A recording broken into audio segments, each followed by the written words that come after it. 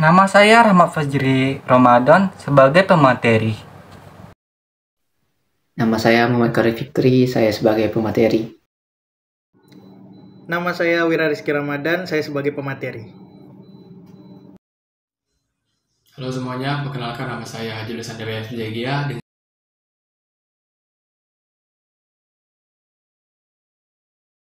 Perkenalkan, nama saya Reni Marlina.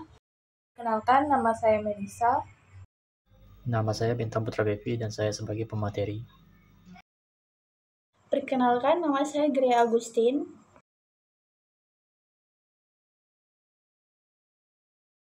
Teori kelembagaan dalam hubungan internasional karya Christopher Johnson dan Jonas Talbert pada tahun 2001 menyediakan sebuah kerangka kerja yang komprehensif untuk dapat memahami peran lembaga dalam membentuk hubungan internasional. Teori ini juga menekankan bahwasannya lembaga didefinisikan sebagai hukum, norma, dan praktiknya dalam mempengaruhi perilaku negara dan kerjasama internasional. Para penulis juga berpendapat bahwasannya lembaga bukan hanya menjadi sebuah kendala, akan tetapi dapat membantu sebuah aktor untuk mencapai tujuannya dengan melakukan interaksi yang terstruktur. Selanjutnya saya akan menjelaskan tentang evolusi institusionalisme dalam ilmu politik. Penulis menekankan bahwa meskipun institusionalisme internasional sering dianggap sebagai topik terpisah dalam ilmu politik, itu memiliki kesamaan dengan studi institusional domestik. Para sarjana HI saat ini sering menggunakan model-model dalam ilmu politik domestik untuk memahami apa itu institusi internasional. Hal ini telah meningkatkan analisis yang lebih kompleks tentang bagaimana institusi internasional mempengaruhi perilaku negara dan interaksi internasional.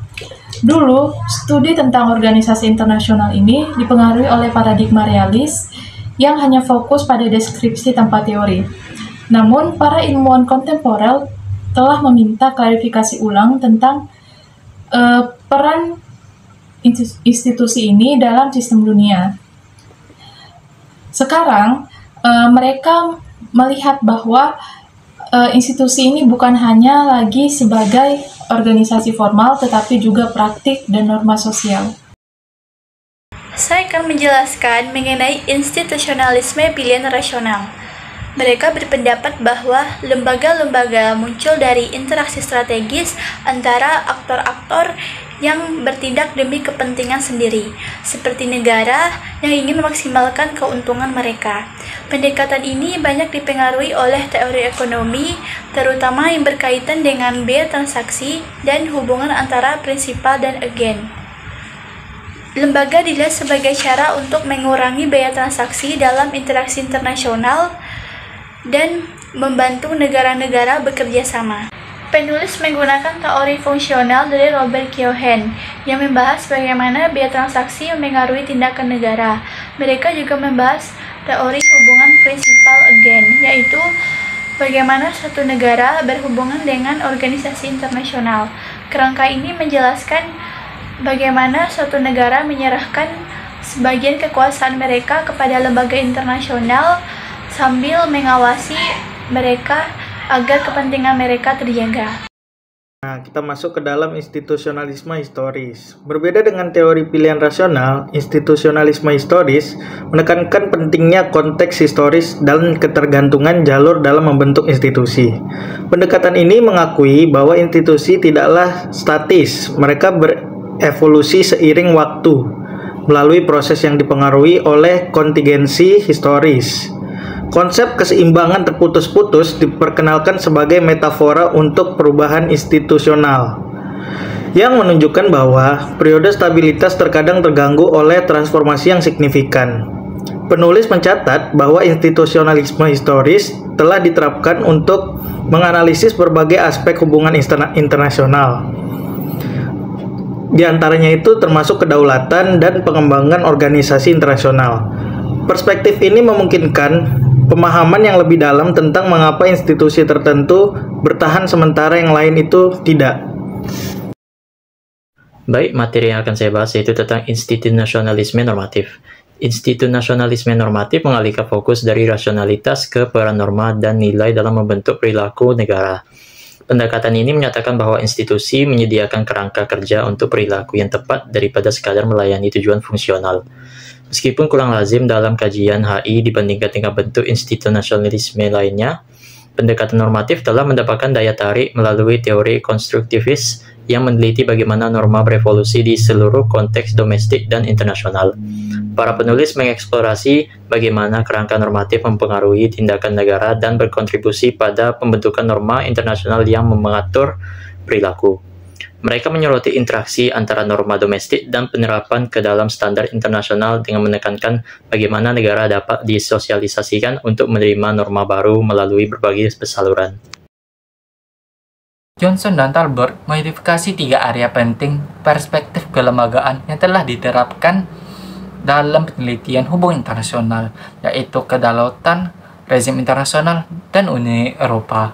Hal ini bisa dilihat dari perjanjian iklim Paris yang merupakan upaya kolektif dunia untuk mengendalikan emisi gas dan menghadapi perubahan iklim.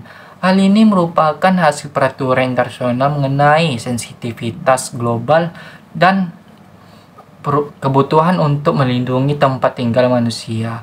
Yang kedua dapat dilihat dari Deklarasi Universal HAM yang merupakan implementasi memajukan dan melindungi hak asasi manusia di seluruh dunia yang melibatkan berbagai pihak, mulai dari pemerintah hingga kelembagaan swadaya masyarakat. Dan yang terakhir, reformasi OHAI. Perubahan struktural dan prosedural OHAI membuatnya lebih efektif dalam mempromosikan hukum dan persengketaan internasional. Hal ini menyoroti perlunya adaptasi kelembagaan untuk menghadapi tantangan global yang kompleks. Meskipun teori kelembagaan menawarkan wawasan yang berharga, teori ini bukannya tanpa keterbatasan. Kritikus berpendapat bahwa teori ini terlalu menekankan peran lembaga dengan mengorbankan faktor-faktor lain seperti dinamika kekuasaan dan agensi individu. Selain itu, teori ini kesulitan menjelaskan munculnya aktor negara dan jaringan informal yang semakin mempengaruhi hubungan internasional. Johnson dan Talbert sendiri mengakui kritik ini dan menyarankan bahwa penelitian masa mendatang harus mengintegrasikan perspektif ini untuk memberikan pemahaman yang lebih holistik tentang tata kelola global. Saya akan membahas tentang kedaulatan sebagai lembaga. Nah, kedaulatan sebagai lembaga ini menunjukkan bahwa kedaulatan tidak hanya merupakan atribut bawaan suatu negara, tetapi juga hasil dari proses perilaku negara di kancah internasional.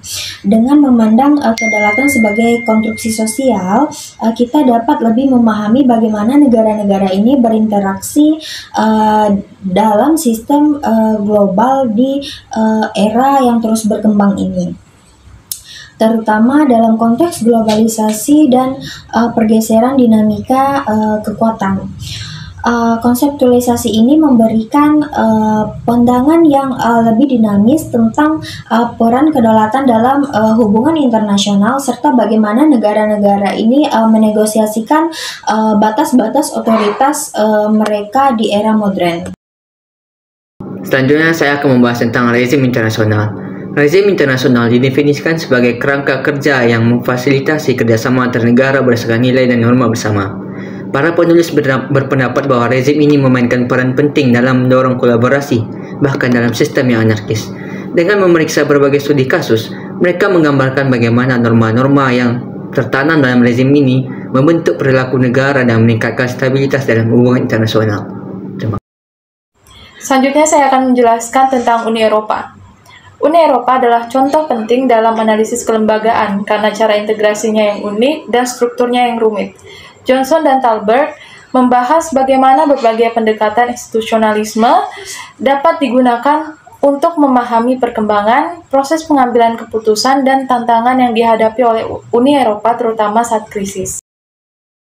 Jadi kesimpulan dari teori kelembagaan dalam hubungan internasional karya Johnson dan Talbert, mereka menjadikan sebuah kerangka kerja yang bernuansa untuk menganalisis peran lembaga dalam membentuk perilaku negara dan kerjasama internasional dengan menekankan pentingnya litigasi konteks historis dan interaksi antar lembaga. Para penulis juga berkontribusi yang sangat signifikan dalam hubungan internasional. Karya mereka mendorong dialog berkelanjutan tentang sifat tata kelola global yang terus berkembang dan tentang tantangan yang ditimbulkan oleh fragmentasi dan legitimasi dalam lembaga internasional itu sendiri.